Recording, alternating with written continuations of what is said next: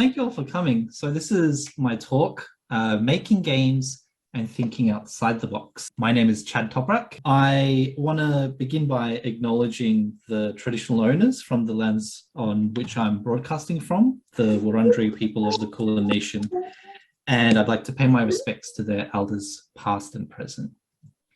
So I'm a game designer, but I actually like using the term experimental game designer because it kind of describes a little better the types of games that I make, and I'll explain to you what that actually kind of means and looks like in a minute. But outside of my game making, I'm also a video game curator and a festival director. And what that means is I organize exhibitions of video games for people to come and play some cool games that that people have either never seen before or that are just really interesting and exciting. So here's the types of games that I've made in the past, and a lot of them are very different. Like I said, they're very experimental. They're not quite what you would think about when you think video games. And I'll talk a bit more about that in a minute. But also with all my curation and festival director roles, I also organize events that kind of look something like this. And they range from, exhibitions and galleries to big talks to night markets and all sorts of other stuff. But I also want to talk about how I got started. And I was actually 4 years old, and my dad had this ancient computer, the Commodore 64, and I would play some games on it, and we would have these humongous like floppy disks that you would slot inside the computer. And my dad, when he noticed me playing these games, one day he approached me and he said, "Oh, you shouldn't just play games, you should try making them." And so he bought me this book, and the book had, some photos and images of games, and then right after that, it would have, a few pages of code, and I would just type that up onto the computer and then hit run and hope that it works. Sometimes it didn't work because I probably spelled something wrong, but then I would find it and fix it, and then I'd play the games. And that would bring me a lot of happiness and joy just to see the games come to life. And then when I reached like high school, maybe I was like 12, 13, 14, I started making games. I worked on this one game called Eternal Lands, which is a MMORPG, or a massively multiplayer online role-playing game. And I was a volunteer level designer. And so I would design the levels of the game, and it would get added to the game, and then everyone would start playing the levels that I had created. And so that was a really cool experience for me. And then, many years later, I started to make these types of games that are, quite different and quite experimental. So what do I mean by experimental games? Well, for a lot of people, video games are kind of, made up of mostly these larger titles, these AAA games. You've got games like Grand Theft Auto or Roblox or Super Mario or Legend of Zelda. And there's lots and lots of these games, Final Fantasy, Dota, Fortnite, The Sims, Astroneer, Untitled Goose Game, Florence. But when I mean experimental, I'm talking very different, very weird and interesting games. A lot of them are actually physical games. I think of games like this. This is called JS Joust, and it's a physical game about keeping your controllers still. So everyone holds this controller in their hand, and you have to try and hold it as still as possible. And the goal of the game is to try and push other players so that their hand moves and the controller moves. And when your controller moves, the light on top of the controller turns off, which means you're out. And so it's you trying to be the last person standing. We've got other games like this. This game is called Ruffle Pillar, where you jump into this caterpillar sleeping bag, and then you pop your head inside this little tent, and the tent has a screen inside it. So you're actually looking at the game inside the tent. And you physically wiggle around inside the sleeping bag, and that is actually the controller for the game. When you wiggle to the left, your character moves to the left. And when you wiggle to the right, your character moves to the right. There's games like this. This is called Line Wobbler, and it's a game that's played on a strip of lights or LEDs. The whole game is just played on this one strip of lights, which is pretty amazing. They call it a one-dimensional dungeon crawler. And then there's heaps of other really cool games. This is Hit Me, where you try to hit the other player's button on their helmet, but make sure that yours doesn't get hit in the process. There's this game, Pop-Up Playground's School of Modern Dance, and this is a two-player dancing game. And the aim of the game is to dance, but also to step on each other's feet. So you have to try and step on the other player's feet, but make sure that yours doesn't get stepped on. And then there's heaps of other games. There's this game called Mega Gurp, 3D Pac-Man, where the game is projected onto the walls, and so it's kind of 3D. Lemon Jousting, it's about balancing this lemon on your wooden spoon, and then you use the other wooden spoon to knock other people's lemons off. Ninja, kind of a physical game. The lap game, and these games go way back, Knots. And if you have a look at a lot of these games, you'll notice that a lot of the focus is taken away from the screen, away from technology, and put back on players. You'll notice people are always smiling and having a good time. And so as a game designer, these are the types of games that I was interested in. And you can learn more about these types of games in this book called The Well-Played Game by Bernie de Koven. And so I also want to talk about Freeplay, which is the festival that I direct. And Freeplay really embraces a lot of these experimental games. Freeplay is the world's longest running independent games festival, and it's based here in Melbourne. It was first established in 2004, and so it's been around for about 17 years, quite a long time. And I'm the director of the festival, so that means I'm responsible for making the whole festival happen.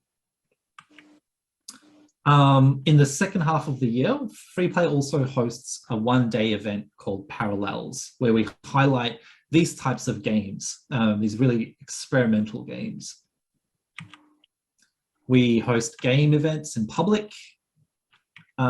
We host cozy night market events, artist alleys where you can buy people's zines and comics and t-shirts and books and artwork.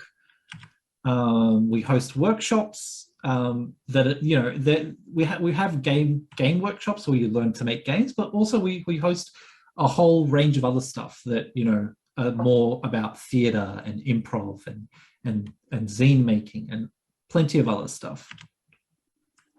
And we have a lot of love and support from our community. We have lots of people who volunteer for the festival. My journey with Freeplay actually began as a volunteer in 2009.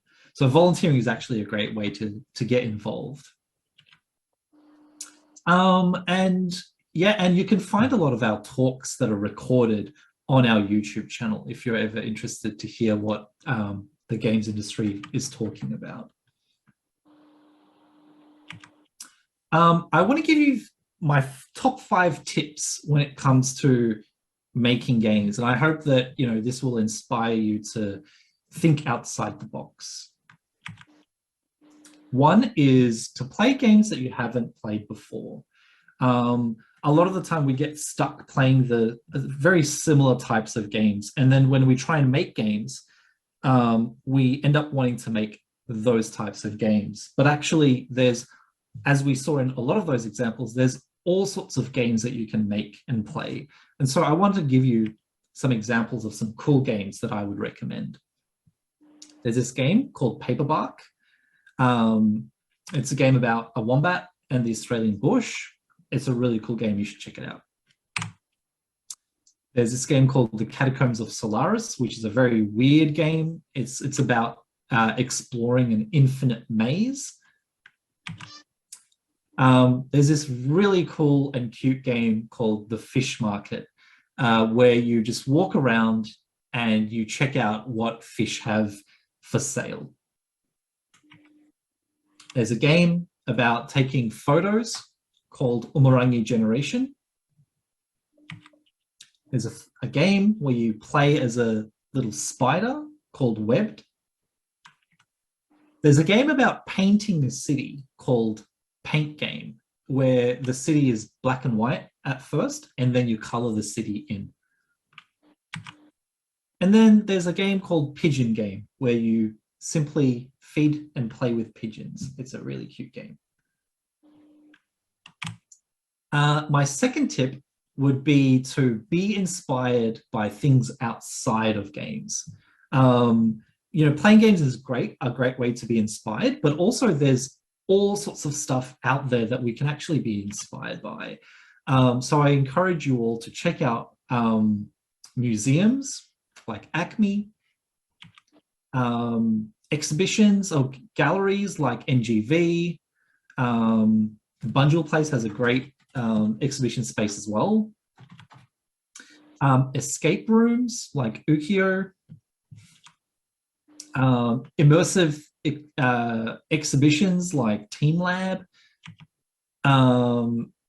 Immersive theater events like Moment Factory, and the list goes on. So there's some really cool stuff out there that you can draw inspiration from, and then ask yourself, oh, I wonder what that would be like if I tried to make a game out of it.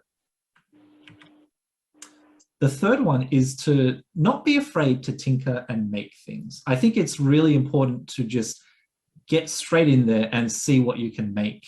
Another important thing is to have fun in the process. So, Scratch is a really great and easy way to get started. It teaches you the basics of coding and programming and making things interactive and moving things around. And it's a really great first step, I think. But outside of that, there's other things that you can check out. There's a game making tool called Bitsy, which is another easy way of making games.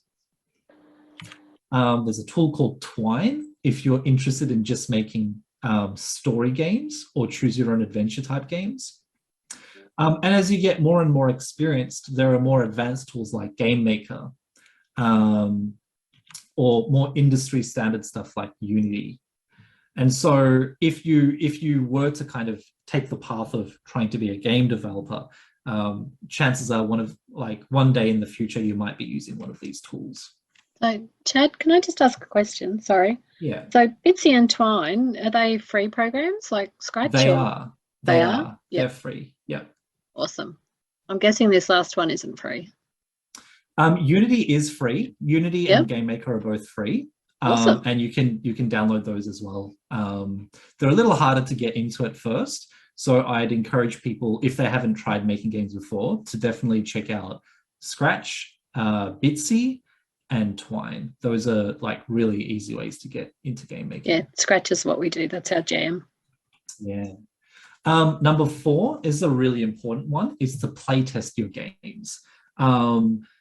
A lot of the time when we make games, we forget about the playtesting phase, and because we're the person that made the game, we know how the game works and we know what to do and what not to do. And so a really great way of seeing if the game actually works well is to get other people to play the game and just watch what they do. And if they're doing things that weren't, what you had planned, then you'd have to kind of think about how to change that, or how to fix that, or how to communicate that to the player. And yeah, playtesting gives you lots of valuable information. And you can playtest with your friends, with your parents, with your teachers. And yeah, I'd encourage you to playtest and playtest early. And finally is to enter the Scratch competition. Bunjil Place is hosting a Scratch competition, which I'm actually a judge for. And so I'd love to see the sorts of stuff that you end up making. And I'd love to give you some feedback as well. And that's it. That's it from me. Thank you.